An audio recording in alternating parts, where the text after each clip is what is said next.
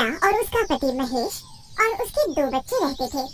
शीला की दूसरी शादी हुई थी और उसका पहला पति राजू, जिसका कोई अता पता नहीं था, वो एक बार जंगल में गया और वहाँ से कभी वापस नहीं आया। कहा जाता है कि उस जंगल में जो भी इंसान जाता है वो कभी लौट कर नहीं आता। रितेश और आशा दोनों शीला के बच्चे थे, लेकिन आशा रितेश की सौतेली बहन थी। आशा शीला के पहले पति की बेटी थी, लेकिन महेश जितना रितेश को प्यार करता था उतना ही आशा से भी करता था। ये बात रितेश को पसंद नहीं थी, क्योंकि वो सोचता था कि आशा उसकी सौतेली बहन है और उसके पापा आशा को ज्यादा प्यार करते हैं। लेकिन आशा रितेश को अपने भाई से भी बढ़कर मानती थी। वो उसको बहुत प्यार करती थी। आशा गांव की एक कपड़े की फैक्ट्री में अकाउंटेंट थी। वो पूरे गांव में सबसे ज्यादा पढ़ी लिखी थी। आशा को देखकर उनके माँ बाप रितेश को भी पढ़ाई करने के लिए बोलते थे, लेकिन रितेश को पढ़ाई करना बिल्कुल पसंद नहीं था। आशा जब भी फैक्ट्री से आती थी तो रितेश के लिए कभी मिठाई तो कभी नए खिलौने लेकर आती थी। एक दिन आशा रितेश के लिए नई शर्ट लेकर आई।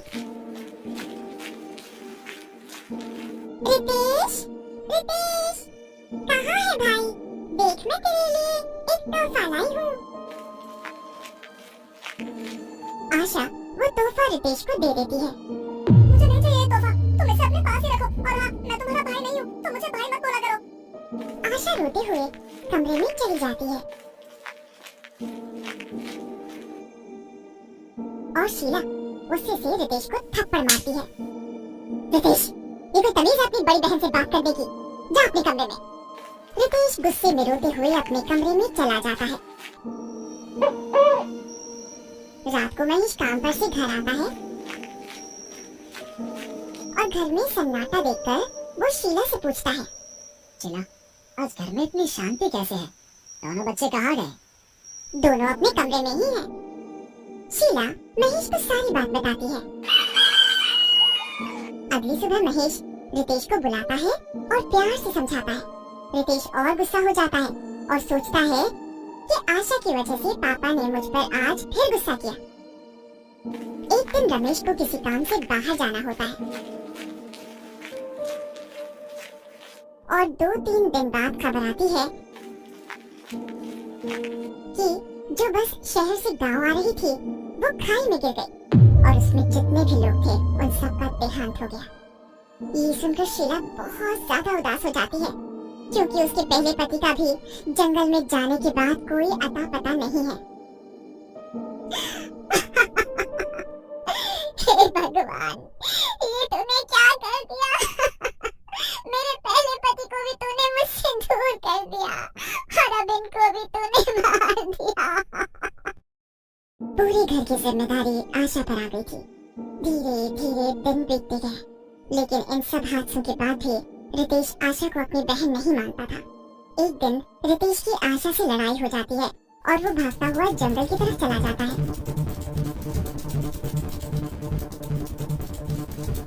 उसे रोकने के लिए आशा भी उसके पीछे भागती हुई जाती है। रितेश, रितेश भाई, वापस आ जा। मैं कभी तुझसे लड़ाई नहीं करूंगी। वापस आ जा भाई।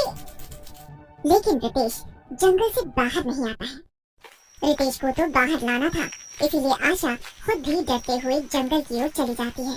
वो रितेश को आवाज लगाती हुई जैसे ही आगे बढ़ती है, उसे जंगल में आग जलती हुई दिखाई देती है।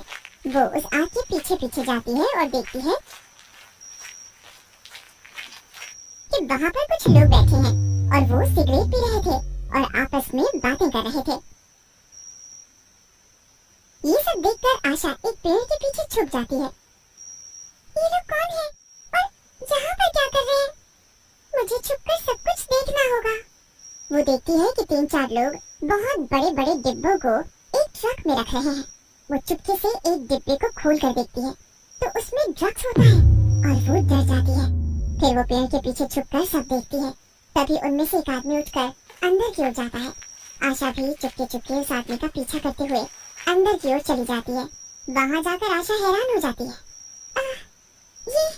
ये इन लोगों ने इतने सारे लोगों को बंदी बनाकर रखा।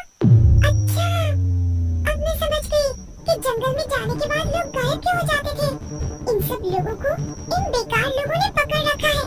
ये लोग अपने गंदे कामों को छुपाने के लिए जंगल में आए हुए लोगों को पकड़ लेते हैं। तभी आशा देखती है कि वहाँ पर बहुत सारे लोग हैं और उन सब लोगों में रितेश और उसके पहले पापा राजू भी होते हैं। वो उन सबको बचाने के लिए हिम्मत से काम लेती है और वहाँ पर फंसे सभी लोगों को बचाने के लिए भागती हुई पुलिस स्टेशन जाती है और वहाँ के इंस्पेक्टर को सब कुछ बता देती है। फिर इंस्पेक्टर पूरी पुलिस फोर्स को लेकर जंगल में जाता है। फिर पुलिस उन सबको पकड़ लेती है। अच्छा, तो ये तुम लोगों के काम थे? तुम ही लोग बेचारे मासूम लोगों को अपना शिकार बनाते हो और उन लोगों से अपने ये काम करवाते हो। धन्यवाद आशा, आज तुम्हारी बहादुरी की वजह से हम इन ड्रग्स सप्लायर्स को पकड़ पाए। पुलिस को इन लोगों की बहुत दिनों से तलाश थी। ये हर बार हमारे पहुंचने से पहले अपना ठिकाना बदल लेते थे और आज तुमने इन लोगों को पकड़वा ही दिया। ऐसा कहकर पुलिस उन लोगों को पकड़कर ले जाती है और फिर सभी बंदी बने हुए लोग आजाद हो जाते हैं और आशा का धन्यवाद करते हैं। दीदी मुझे माफ कर दो, मैंने आपके साथ बहुत गलत किया है, आपको बहुत उल्टा भी बोला है। फिर भी आज आप मुझे बचाने के लिए अपनी जान को खतरे में डालकर मुझे बचाने आ गई। दीदी, आज आपने साबित कर दिया कि अपना सौतेला कुछ नहीं होता है, बस हमें सच्चे मन से अपने रिश्ते निभाने चाहिए। फिर आशा, रितेश और राजू घर चले जाते हैं।